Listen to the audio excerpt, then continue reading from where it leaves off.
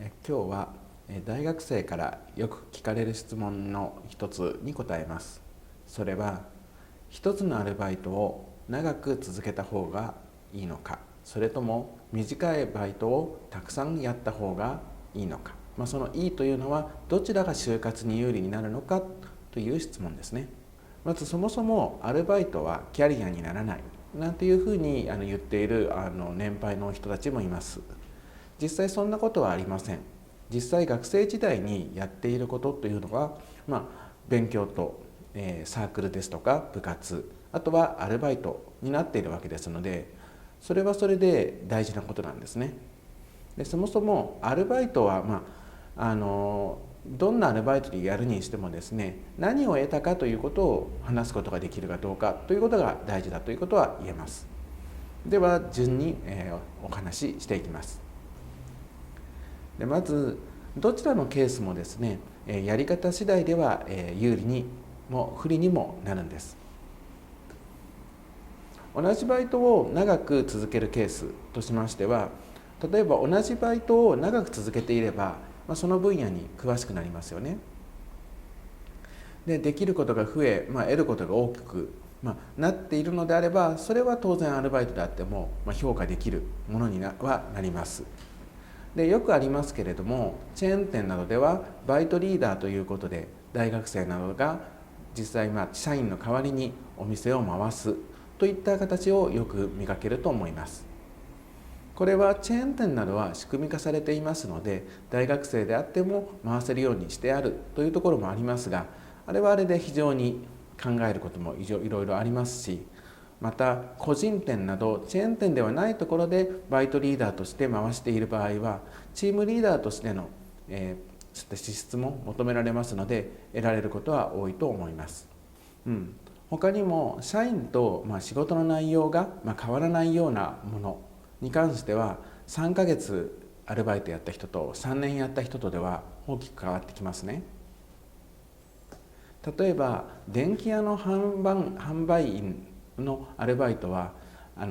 結構時給が高かったりしますけれども、あれは3ヶ月ぐらいで何か回せるようになるかとかいうと、全くそんなことはないんですよね。商品は季節ごとに新しい商品も出ますから、そしてそれぞれのメーカーごとの特徴などもあります。またお客さんがどういったところに疑問に持つのか、質問をしてくるのか、そしてその時にどういった対応をするのか、例えば他社がいくらいくらだったんだけどとか、そういった時にどういう対応をするのかですとか、さまざまな実際ですね、ローンを組んだりですとか、本当3ヶ月そこらで半年やってもですね、とても一人ではできない、そういったアルバイトというのもあるんです。こういった電気屋のアルバイトなど、ある意味専門的な知識も身につけないとできないようなアルバイトというのは、3ヶ月やった人と3年やった人とでは大きく差がつきます。では逆にスーパーのレジやまたは品出しといったことを考えてみますと、品出しだけを3ヶ月やっていたら、実際どうなるかというと、多分大体の場所は覚えますし、お客さんに聞かれることというのは大体物の場所を聞かれるんですよね。そういったことの対応というのもできるようにはなると思います。逆にそのスーパーの品出しっていうのは牛乳補充とかそういうことですね。3年間やった人、それをずっと3年間やっていただけであれば、3ヶ月やった人と3年間やった人との差は生まれるんでしょうかね。逆に差が生まれないんだったら、3ヶ月やっても3年やっても、あまり逆に評価は長くやったからといって評価されることはないということなんです。そういったところから、長くアルバイトをやるのか短くアルバイトをやるのか、どちらがいいのかというところでは、まずそもそも長くアルバイトをやるには、それだけの長くやるだけの、深みのあるアルバイトですとか、商品知識が必要だとか、接客技術が必要だとか、何らかの資格が必要だとか、深みが生まれるアルバイトであれば長くやることに意味はあります。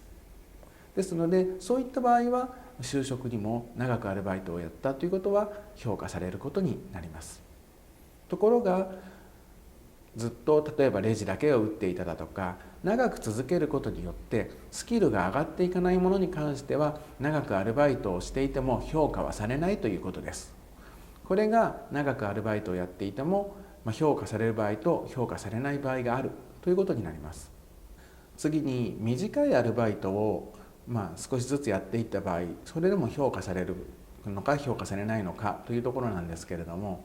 まず短いアルバイト、3ヶ月ですとか半年だとかで複数、そういったところでなんとなくここ少しやってそれでやめて少しやってってやっていた時に、何のためにそのアルバイトを変えて何を得たのかということを話せればいいんです。ですので例えばですね、これからシェアリングビジネスが流行るから、じゃあ自分はシェアハウスに住んでそのまとめ役をやりながら、あとアルバイトはカーシェアリングのアルバイトや、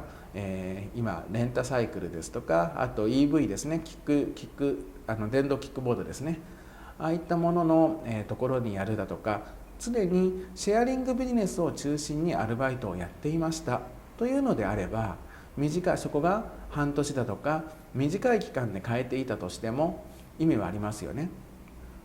つまり就活の時に自分はこういう意図を持っていて短いアルバイト、短期的に動いていったと言えるのであれば、それは評価されるということです。なんとなく、行き当たりばったりで、このアルバイトとやっているだけだと、評価されるというか、評価されないことももちろんあるでしょうね。どんな意図を持っていてやっているかということで、短いアルバイトでも評価はされます。でまずですね、自分がただアルバイトを行う時には好きだからというところで選んでもすごくいいと思います。世の中にこれが必要だからといっても自分が興味がないですとか、そういった場合はあまり難しいです。興味がなくてもビジネスのために学ぶためにやるんだと思えるのであれば、それはそれでいいと思います。実際自分が苦手だと思っていたことをやってみたら実は向いていたとか、そういった発見があるのもアルバイトのいいところです。社員だとなかなか簡単には辞めたり入ったりということは難しいですし、期間もですね、半年や3ヶ月ということは当然ないですし、通常は年単位になると思います。実際ですね、採用する側もアルバイトを採用する時と社員を採用する時とでは全く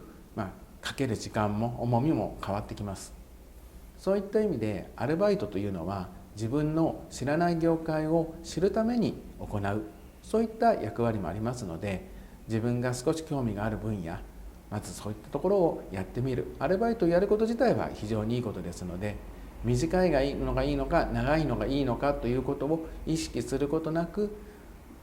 実際自分がこのアルバイト興味ある、そして他のアルバイトに変えるならばどういう意図を持って変えるのか、また続けるのならばどういった意図を持って続けるのか、そういったことを考えながらアルバイトを行ってみてください。今日はここまでにいたします。